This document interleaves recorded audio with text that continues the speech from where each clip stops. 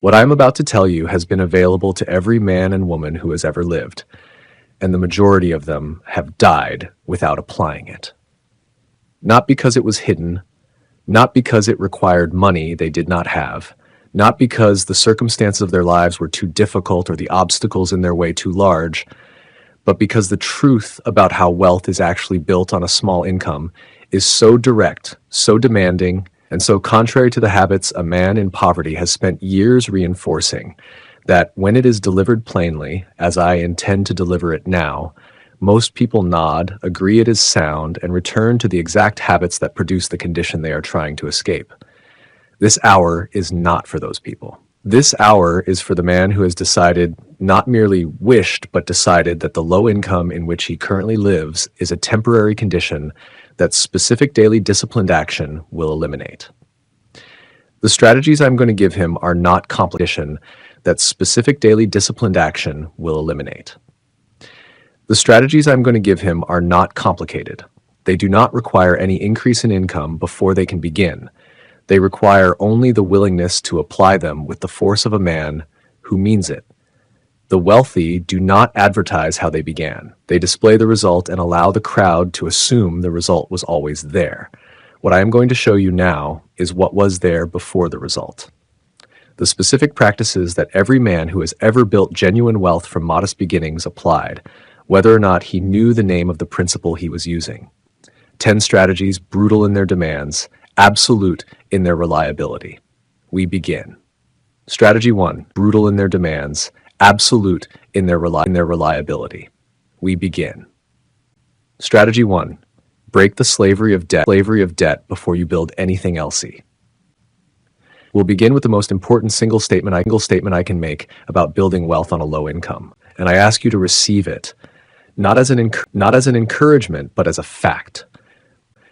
No man can do his best work, express himself in terms that command respect or carry out a definite purpose in life with heavy debt hanging over his head.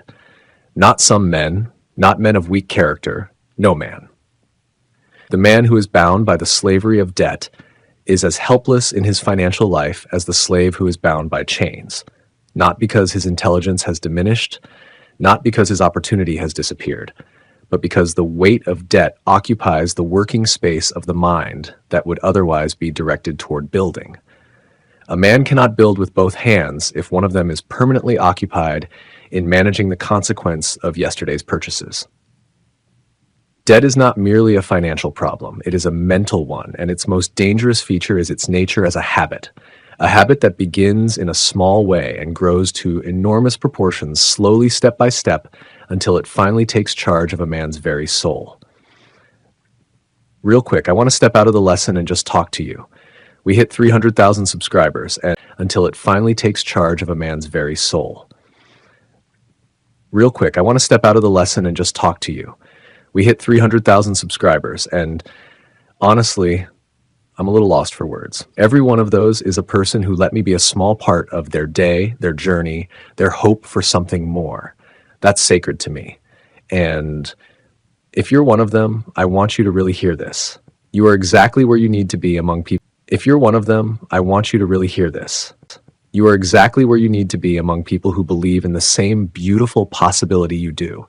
You're not behind. You're not too late. You're right on time. Thank you for being here. It means the world. By the way, if you still have not checked the first link in the description, I highly encourage you to do so. You can get an auto-suggestion sheet for completely free, so go and grab it now. I have a very close acquaintance whose income was $1,000 a month. His family had formed a spending habit with the completeness that spending habits achieve when they go unchecked. The result was that this man of $1,000 monthly income was $8,000 in debt. His children came to the age of college and could not attend. The dissension this produced in the family destroyed the quality of every working hour the man had.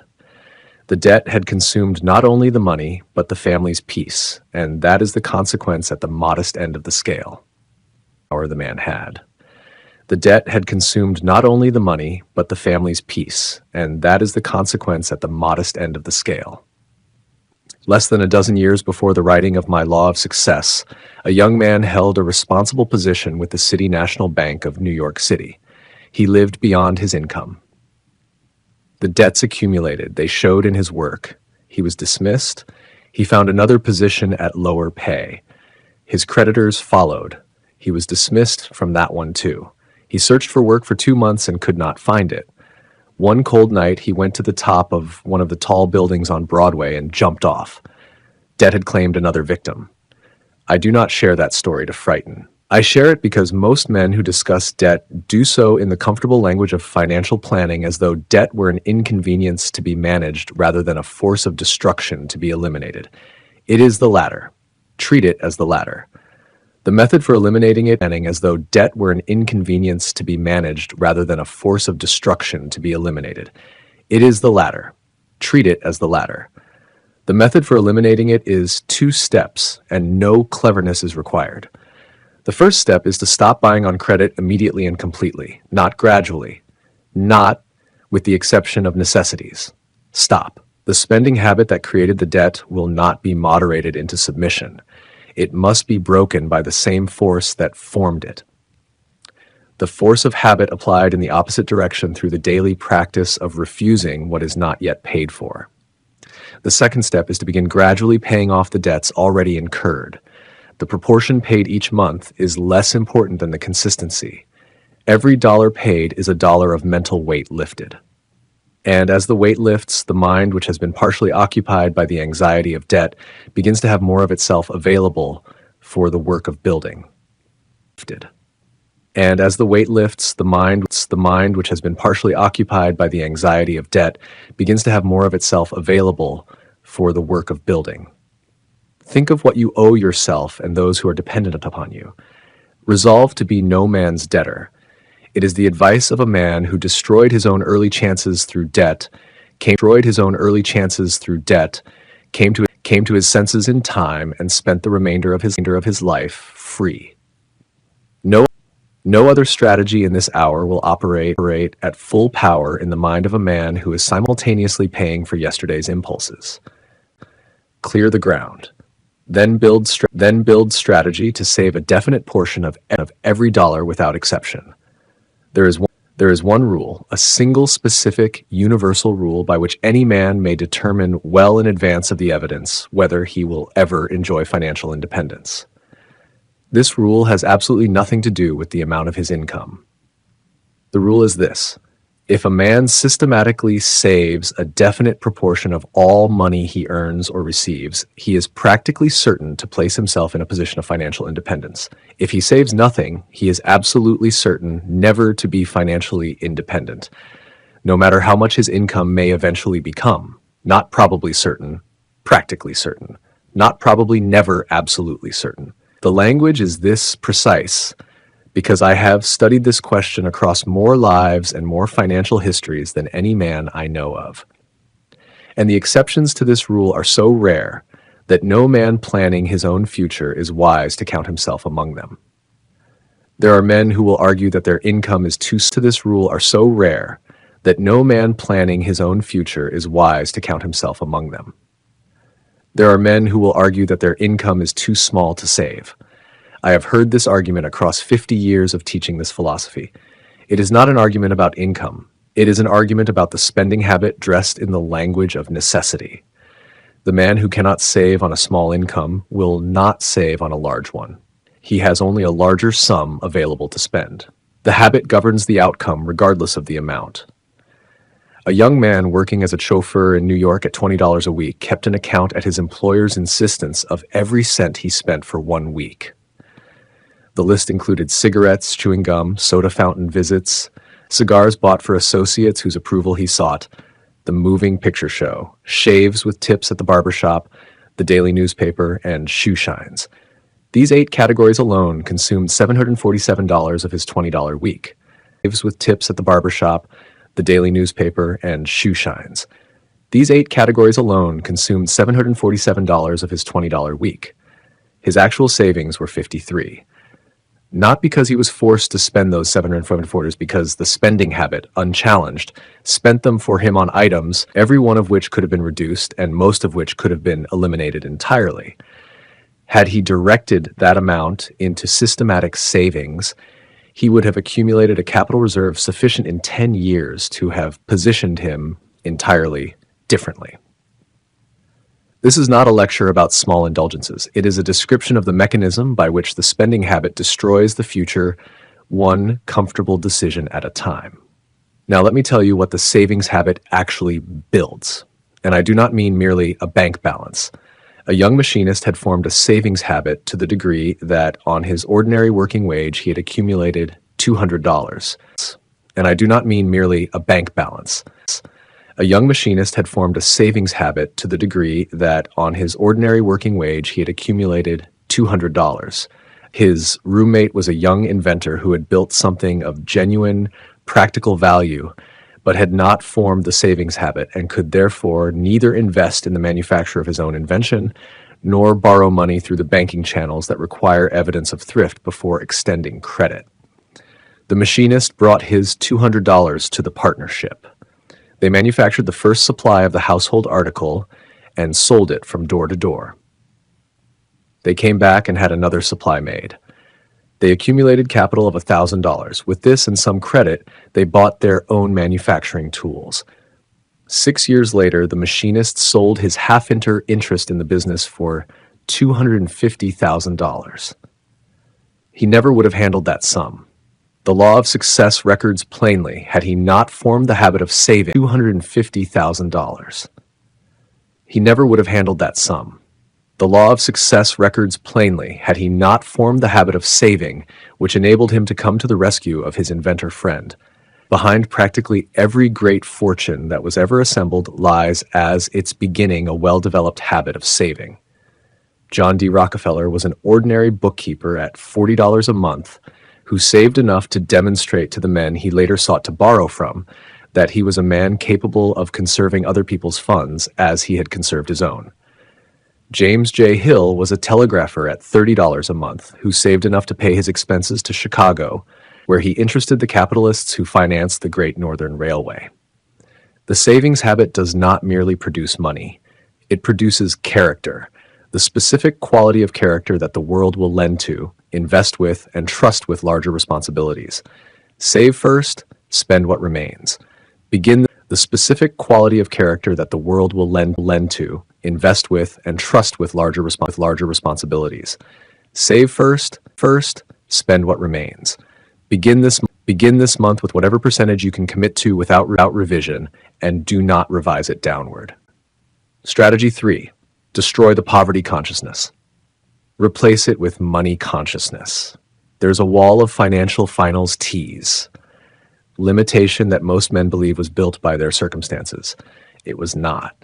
It was built by their habits of thought, and it will come down only when those habits of thought are replaced by different ones. Fix in your mind the thought that your ability is limited to a given earning capacity, and you will never earn more than that. Not because the thought has some mystical power over external events, but because the law of habit takes any thought that is fixed in the mind with sufficient repetition and makes it the permanent filter through which fixed in the mind with sufficient repetition and makes it the permanent filter through which every opportunity is seen. The man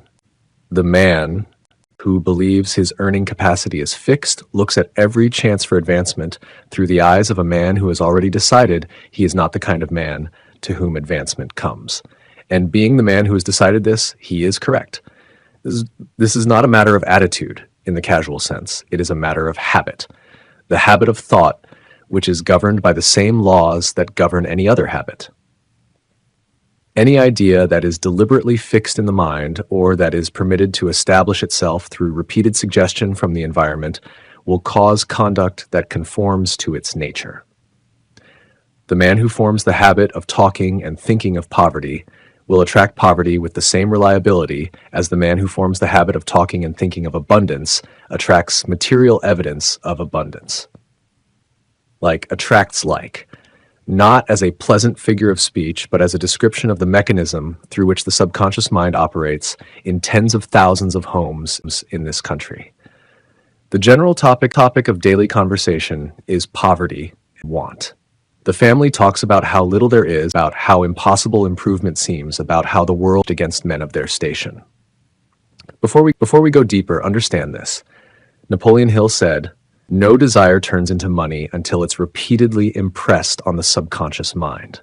That repetition has a name: auto-suggestion. I've taken the exact daily script the old masters used and put it on a single page for you, completely free.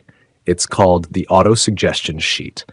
Grab it and follow along for the rest of this video. The link is waiting in the description, and that exactly what they continue to receive. Not because they are lazy or undeserving or lacking in genuine aspiration, because they have formed the habit of thinking and talking about poverty, and the habit has made the poverty consciousness their permanent mental orientation from which no strategy, no opportunity, and no increase in income can extract them until the mental habit is changed. One of the most successful bankers in the state of Illinois had a sign hanging in his private office where every visitor could see it. The sign read, "Here, if you have a tale of woe, please keep it, as we do not want it." Some who read this story dismiss it as the luxury of an already prosperous man. This dismissal misses the point entirely. No business firm wants the services of a pessimist. Not because the pessimist is unpleasant company, but because the understanding man knows that one pessimist permitted to continue his influence long enough will destroy the productive work of half a dozen competent men by setting adrift in their minds the thought habits of poverty and failure. A single negative voice in an organization is not merely a social friction. It is a mechanism of destruction operating through the laws of thought with the same impersonal reliability as any other mechanism. The poverty consciousness develops without effort. It fills the unguarded mind the same way weeds fill a garden left untended automatically, persistently, and thoroughly.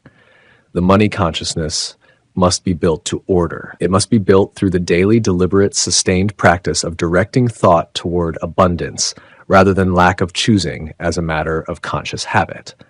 The language of possibility over the language of limitation. This is not an instruction to pretend to exist.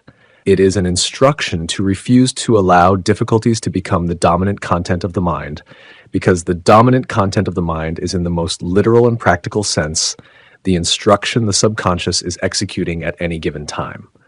Form the habit, beginning today, of talking and thinking of prosperity. Not the empty performance of a man pretending conditions are better than they are. The genuine daily choice in every conversation, in every private thought, in every assessment of your situation to direct the mind toward the outcome you desire rather than toward the condition you wish to leave behind. The poverty consciousness does not yield to circumstances. It yields to a different habit of thought.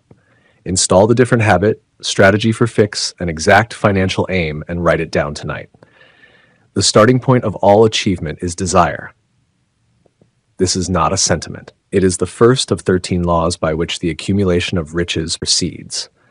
But desire in its vague form, the general wish for more money, the abstract preference for financial improvement, the comfortable aspiration toward a better life produces the same result as no desire at all. The subconscious mind, which serves as the mechanism through which the burning desire is translated to its physical equivalent, cannot organize its effort toward a destination it cannot see. Vagueness in the instruction produces vagueness in the result, with the reliability of any other law. Weak desires bring weak results.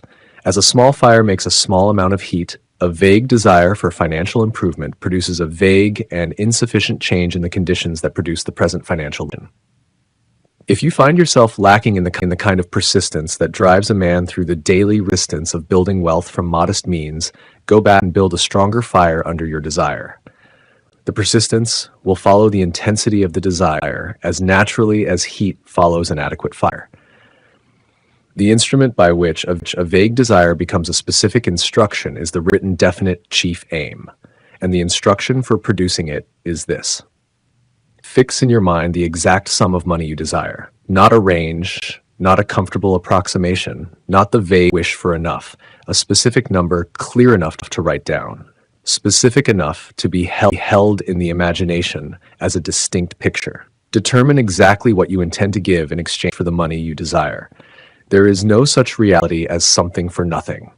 Every fortune I have ever studied was built by a man who rendered service of value. The man who has named what he will give is who can act. The man who has not named it is still waiting for terms he will never be offered. Establish a definite date by which you intend to possess the sum. A goal without a date is a preference, and preferences, however earnest, produce nothing. Create a plan for pursuing the aim and begin executing it immediately, whether or not the plan feels entirely ready. Write all of this out in a clear statement. Sign it. Place it where it will be seen in the last minutes before sleep and the first minutes upon waking. Then read it aloud both times with the genuine felt experience of already possessing what it describes. Not the performance of confidence, but the real inhabited experience of a man who has already decided that this will happen and is describing a fact rather than expressing a hope. The subconscious mind responds to thought charged with emotion. Words spoken without feeling or sounds.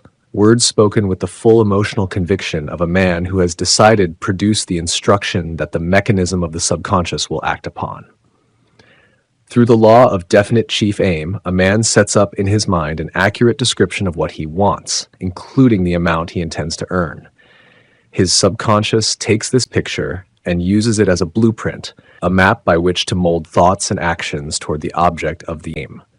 Through the law of habit, he keeps this aim fixed in his mind until it becomes permanently imprinted. The poverty consciousness is destroyed. The prosperity consciousness is set up in its place. The man begins to demand prosperity, to expect it, to prepare himself to receive it. This is the mechanical description of how the definite chief aim works. Not as motivation, not as positive thinking, but as the specific act of giving the most powerful instrument available to a human being a clear instruction to act upon. Spasmodic effort to apply any of these principles will be of no value. The rules must be applied with consistency until their application becomes fixed habit. The money consciousness is not built in a single evening. It is built by the daily return to the written aim read with feeling until the subconscious has been so thoroughly impressed with the instruction that it accepts it as its primary directive and begins the work of translating it into the plans and circumstances and connections through which it will be realized. Write the aim tonight. Begin the daily practice tomorrow. Every fortune that was ever built began with a man committing a specific intention to paper and deciding that this was not a wish, but a plan. Strategy 5. Do more than you are paid for without asking permission. There are many things a man might do to improve his financial position that require the cooperation of others, the approval of an employer, the agreement of a partner, the favorable assessment of people whose judgment he cannot control. These things are real and their pursuit is reasonable, but the strategy I am about to describe requires no one's cooperation, no one's approval, and no one's permission. It is entirely within the power of any man who works anywhere in any capacity for any employer to begin it tomorrow without asking a single person whether he may. The strategy is this: render more service and better service than the amount for which you are paid, and do so consistently as a habit, not as an occasional gesture. I can state this more plainly. For more than 25 years, I studied men with the specific object of understanding why some achieved noteworthy success while others of equal ability did not advance. In every case, without a single exception, I could find every person I observed applying this principle was holding a better position and receiving more pay than those around them who merely performed sufficient work to get by. And I can say with equal confidence that I personally never received a promotion in my life that I could not trace directly to the recognition earned by rendering more service and better service than I paid to render. This is not inspirational language. It is the account of a specific cause producing a specific effect with the consistency of a law. Let me tell you about a woman I employed as an ordinary stenographer. Her salary was comparable to what others received for the same work. One day I dictated a motto which she typewritten for me. As she handed back the page, she said, Your motto has given me an idea that is going to be of value to both you and me." I told her I was glad. The incident made no particular impression. On me, but from that day forward, I observed that she began returning to the office in the evening and performing work she was neither paid for nor expected to perform, without anyone instructing her, without anyone suggesting it would be rewarded. She began bringing to my desk letters she had answered on my behalf. She had studied my writing style, and these letters were handled as well as I could have managed them, and in some cases better. She maintained this habit consistently, quietly, without demand for recognition. When my personal secretary resigned, I did not search for a replacement. I turned to the woman who had been preparing for the position on her own time without compensation, out of the pure initiative of a person who had decided that her current position was not her destination. Now, if you're ready to stop learning and start seeing evidence, I built something for you. It's called the 14-Day Money Magnet Protocol. 14 days, one simple ritual a day. And the goal is concrete. Attract your first $100 out of nowhere. And here's my promise. If it doesn't happen, you promise. If it doesn't happen, you get your money back. Because $100 isn't the point. It's the proof the law is working for you. Start it at theselife.com/moneymagnet. Second link in the description. Before I had time to offer her the appointment, she had taken it. My correspondence began arriving at my desk with her name attached. Her salary from the day she began to that day had risen to more than 4 times what she had earned as an ordinary stenographer. And I tell the truth when I say I was helpless in the matter. She had made herself impossible to replace, and the law of compensation cannot indefinitely ignore that.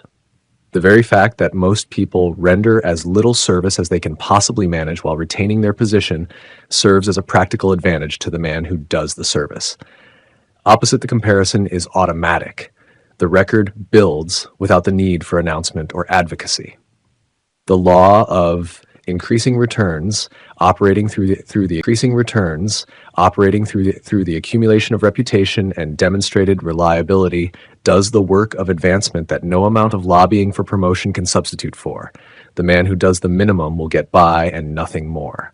When times become difficult and retrenchment begins, he will be among the first dismissed. The man who has consistently rendered more than was required has built a case for his retention that no employer who values his own interests will easily set aside. Begin tomorrow. In the place where you work, what has been left undone that you could do without being asked? What service could be rendered today that no one will request, but someone will need? Do it. Do it again the day after. Let the habit form. The law of compensation is patient, but it does not forget. Strategy 6. Use imagination to create value from what you already have. Riches, when they come in significant amounts, are never the result of hard work alone. I want you to hold that statement without the immediate objection that it sounds like the counsel of an idle man. It is not. I am not telling you that hard work is unnecessary. I am telling you that hard work without imagination produces a small return. The specific return the market assigns to labor performed without the addition of any element that the market does not already have in abundance. And the market always has labor in abundance. What the market does not have in abundance, what it cannot manufacture, replicate, or import, is the specific idea applied to a specific problem in a specific context by a specific person who had the imagination to see the combination that others had not seen. The man who provides only his hands earns what hands are worth. The man who provides his hands, guided by a particular imagination, earns what that particular combination is worth. And there is no standard price on ideas. The imagination does not require capital. It does not require formal education, favorable circumstance, or the approval of anyone. It requires only the willingness to look at what already exists, the resources already in hand, the problems already present, the raw materials already available, and ask a question that most people never think to ask. What else could this become? I want to give you several illustrations of this principle from the specific record of men I have studied, because the illustrations are more instructive than the principle stated abstractly.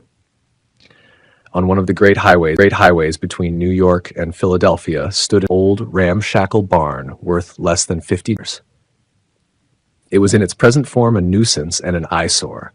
With a little lumber and some cement and the addition of man's imagination, this old barn became a beautiful supply station, earning a small fortune for the man who supplied that imagination. The raw material had not changed. The location had not changed. The imagination had applied itself to the existing situation and found in it a value that the previous owner, looking at the same barn with the same eyes, had not seen. Across the street from my office at one period in my life was a small print shop, earning just enough for its owner and his helper to survive.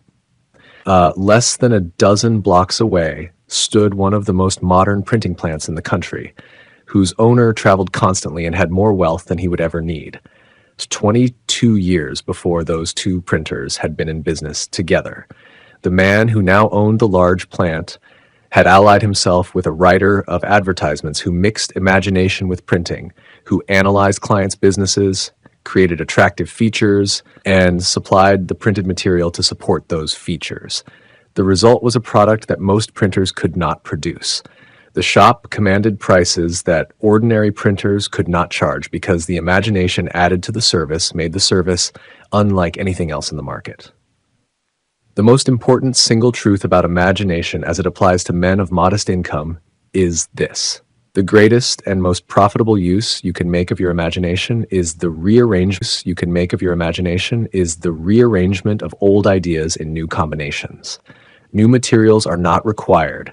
New resources are not required. The imagination is applied to what already exists, and what already exists becomes something it was not before, something the market did not previously have and is therefore willing to pay for. Look at your present occupation through this lens. Not at what it currently produces, but at what imagination applied to it might produce that it does not currently produce. What problem encountered daily in your work remains unsolved because no one has thought of an imaginative answer? What service could be added to what you already provide that would make it worth substantially more to the people who receive it? There is no standard price on ideas. The creator of ideas makes his own price. The man who waits for a wage increase is asking someone else to decide what his labor is worth. The man who creates an idea that solves a problem no one else has solved is deciding what his contribution is worth himself. That is the specific mechanism by which men of modest income have always escaped the wages system entirely. Strategy 7. Build the savings habit with a budget, not with willpower. Willpower alone will not produce financial independence. This is a statement that many people resist because it sounds like a counsel of weakness. It is not. It is the recognition of a law. Willpower is a resource that depletes with use. The man who relies on willpower to make the right financial decision each time the right decision requires him to forego something he wants will eventually make the wrong decision because the willpower is depleted. The occasion is present, and a habit of spending makes its argument in the language that the depleted will cannot resist. Because the decision has already been made. The sequence matters absolutely. Save first, then spend what remains. This is the opposite of the sequence most men follow. Most men spend first and save what remains. The result in the great majority of cases is that nothing remains. The spending habit expands to consume whatever is available. The savings account receives what the spending habit has left over, which is generally nothing. Reverse the sequence. Before rent, before food, before any other expenditure. Direct a specific and pre-committed proportion of the income to the savings account. Then live on what remains. The adjustment to the reduced amount available for spending is real and initially uncomfortable. Accumulated is more uncomfortable by a degree that most do not yet understand because they have not yet arrived there. There is no virtue in keeping up with pace set by neighbors when this means sacrificing the savings habit. It is far better to be considered slightly behind the times than to through youth, through maturity, and into old age without having developed the habit that produces financial freedom. The men who spend their productive years maintaining an appearance of prosperity they have not built will spend their later years in a genuine poverty. They have no mechanism to escape. I want to tell you about a man who won credibility worth far more than money through nothing more than the savings habit. A young man working in a printing plant in Chicago decided he wanted to open his own print shop. He needed credit for equipment. He went to a printing supply house and stated his needs. The first question asked was whether he had saved any money of his own. He had. Out of a salary of $30 a week, he had saved $15 a week for nearly 4 years. He received the credit he wanted. Then he received more. Today, he operates one of the most successful printing plants in Chicago. When I needed credit for the purpose of publishing the Golden Rule magazine, credit amounting to many thousands of dollars saved was lost in the years of war. The fact that I had a savings habit was the real basis on which I received credit of $30,000. Here's the gap between the people who manifest wealth and the people who only watch videos about it. The wealthy install the idea daily until the mindset is already done. You can't do that from memory. You need it in front of you. That's why I made the auto suggestion sheet. One page, read it morning and night, and you start reprogramming your self-image around it. It's free at the first link in the description. JP Morgan said he would rather loan $1 million to a man of sound character form the habit of saving than $1,000 to a man without character who is a spendthrift. The world takes this attitude toward the saver because savings habit is recognized as evidence of qualities that extend far beyond the bank balance.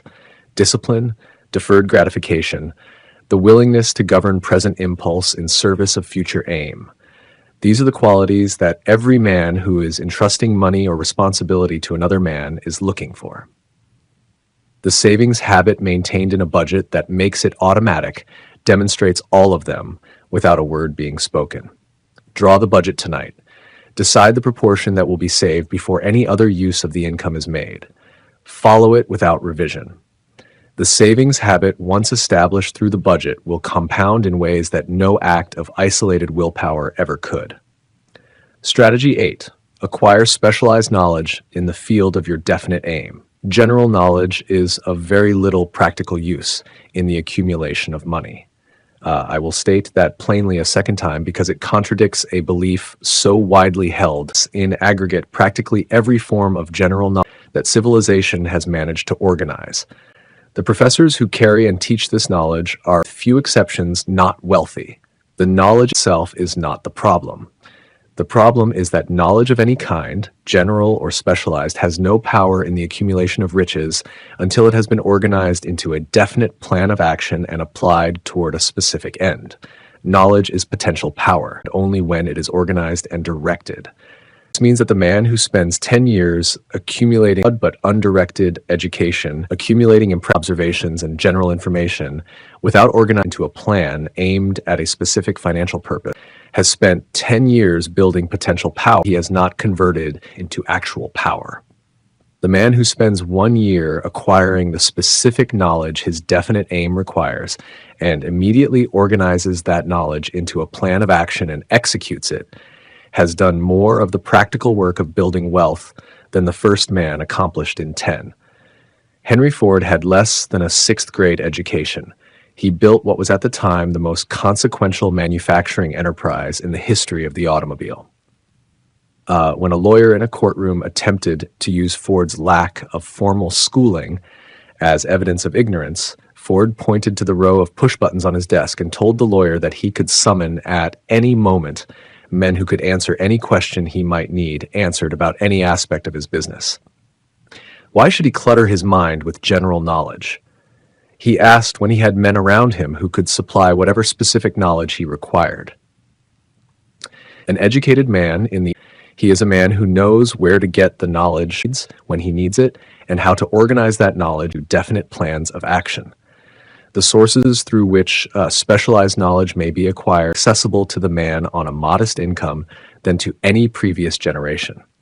The public library contains more organized knowledge on more specific subjects than any single man could acquire through personal experience in 10 lifetimes.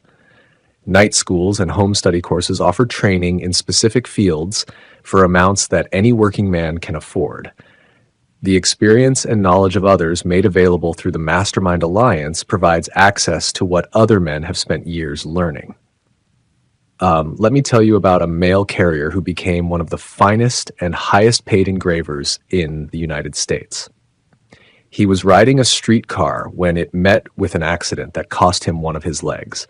The street railway company paid him $5,000. With that money, he paid his way through school and trained as an engraver. The product of his hands, combined with his imagination, directed through a specific acquired skill, was worth far. Appeared to close one door had, through necessity, directed him toward the specific knowledge that converted his remaining capabilities into something the market valued. He did not discover his capacity for achievement by waiting for favorable conditions. He discovered it when necessity forced him to redirect his efforts, and the redirection required the deliberate acquisition of specific knowledge aimed at a specific purpose. Decide tonight what specific knowledge your definite aim requires, not knowledge in general, the specific knowledge that your specific aim demands. Name the nearest reliable source. Begin acquiring it on whatever schedule you can maintain with the consistency of a man who understands that the knowledge itself is not the destination, but the instrument by which the destination is reached. The knowledge you acquire this year, organized into a plan and applied toward your definite aim, is worth more than 10 years of unfocused accumulation. Begin the efforts around your financial purpose. No individual makes great and lasting wealth without the coordinated effort of other minds. I have stated this throughout my work and state it there without qualification. Most men would add the comfortable to the man who is so capable, so self-sufficient, organized in his own thinking that he truly does. Cooperation of other minds does not exist. That man exists. Every great fortune I have studied in 50 years of research, without exception, traces back somewhere in its history to the organized cooperation of two or more minds brought around a definite purpose. This is not a council of dependence. It is a description of a law. A single brain, however capable, is a battery. A group of brains coordinated in a spirit provides more thought energy than any single brain, as the combination itself creates something that neither participant possesses alone. Let me tell you the 6 men known in Chicago as the Big Six. Every one of them began in the humblest of circumstances. No favorable birth, no inherited capital, no connections that would have impressed anyone evaluating their prospects in the early years of their careers. What they had was a friendship, and from that friendship grew an alliance that met at stated periods for the purpose of assisting one another with ideas and suggestions in their various lines of endeavor. 6 minds in genuine harmony, directed by the mutual intention of assisting each other to succeed. Their combined annual income by the time I was studying them exceeded $25 million. Not because each of them was a genius who would have arrived at that result regardless of the others, but because the combination operated in a spirit of genuine harmony for a sufficient period, had created a power that no one of them individually could have generated. The principle applies to the man on a low income with exactly the same reliability that it applied to those 6 men. The Mastermind Alliance does not come with exactly the same reliability that it applied to those 6 men. The Mastermind Alliance does not require wealth to form. It requires 2 or more minds brought into genuine harmony around a common, definite purpose. 2 men of modest means, whose capabilities complement each other, whose specific knowledge fills each other's gaps, whose alliance is built on genuine harmony rather than polite acquaintance, have more combined power than either possesses alone. I have told you already about the machinist and the inventor. I return to them here because their story is the mastermind principle operating at its simplest and most accessible level. The inventor had the idea and the knowledge of the product. The machinist had the savings and the practical execution ability. Neither could have built what they built alone. The inventor without capital could not manufacture alone. The inventor without capital could not manufacture. The machinist without the idea could not direct his capital toward anything more productive than a savings account. Together, operating in harmony around a shared purpose. They built something worth $250,000 in 6 years. That alliance required no meeting room, no formal agreement, no resources beyond what they already had. It required only the recognition that each possessed something the other needed, and the willingness to combine them in a spirit of genuine cooperation directed toward a clear end. Examine your circle of present acquaintances. Who among them possesses specific knowledge or capability that your definite aim requires and that you cannot supply from your own mind? Whose capabilities complement rather than duplicate your own? Whose mind would genuinely harmonize, not merely tolerate the direction your purpose is pointing? Quick one. If you want the money attraction law to prove itself to you fast, the 14-day money... Quick one. If you want the money attraction law to prove itself to you fast, the 14-day money magnet protocol is designed to attract your first $100 in 2 weeks, or you get every cent back. Zero risk, real evidence. It's the second link in the description. Go grab it right now. That person is the beginning of your mastermind. Identify them. Approach them honestly, with a description of the purpose the alliance would serve, and a clear account of what each would contribute. The alliance that begins on this honest foundation, maintained in a spirit of genuine harmony, will generate a quality of combined thought that neither participant can produce in isolation. The wealthiest men in every era of commerce understood this. The men who remain on modest incomes, despite capable minds and genuine ambition, have generally been trying to build alone what can only be built in alliance. Begin the alliance. The power it generates will surprise you. Strategy 1-0. Apply all 10 with persistence. The compound that makes everything work. The 10 strategies I have described in this hour will, if applied with consistency and full commitment, produce results proportional to the consistency and completeness of their application. And they will produce nothing, not $1 of lasting wealth, not one step of genuine advancement, if they are applied spasmodically, occasionally with the enthusiasm of a man who means it today and the indifference of a man who has, if they are applied spasmodically, occasionally with the enthusiasm of a man who means it today and the indifference of a man who has forgotten it by Thursday. This is the 10th strategy, and it is in some ways the most demanding of the 10, because it does not give a man any new instrument or any new idea. It gives him only the requirement that he continue. Not when the motivation is high, not when the evidence is encouraging, not when the circumstances have become cooperative. Every day without exception until the law of cosmic habit force takes hold of the practices and makes them permanent. Let me describe what that looks like in practice and makes them permanent. Let me describe what that looks like in practice. Because the description is more instructive than the instruction. The debt is being cleared one deliberate payment at a time with no negations being added. The savings proportion is directed to the account before any other expenditure every month on the day the income arrives.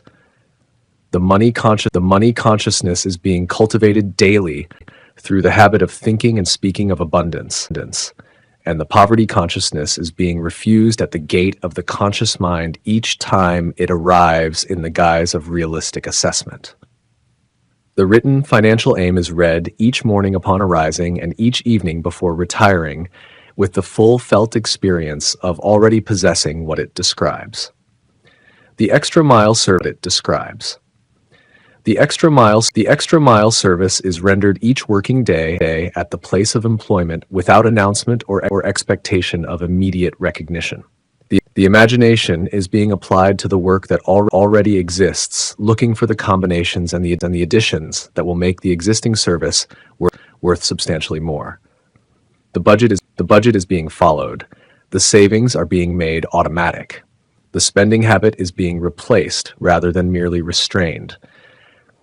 The specialized knowledge is being acquired in the hours that other men give to entertainment on the schedule of a man who means to use it. The mastermind alliance is being built and maintained in a spirit of genuine harmony around the shared purpose. These 10 practices applied together with the consistency of daily habit compound upon each other In the same way that interest compounds upon principal silently, without drama, in a direction that is not always visible in the short term, becomes unmistakable over months and years. I have known a man who earned $1 million in the field of advertising and arrived in his later years with nothing to show for it. He wrote about this himself publicly as a warning. He was not a man of bad character. He was not unintelligent. He was a man who spent his career earning. He was not a man of bad character. He was not unintelligent.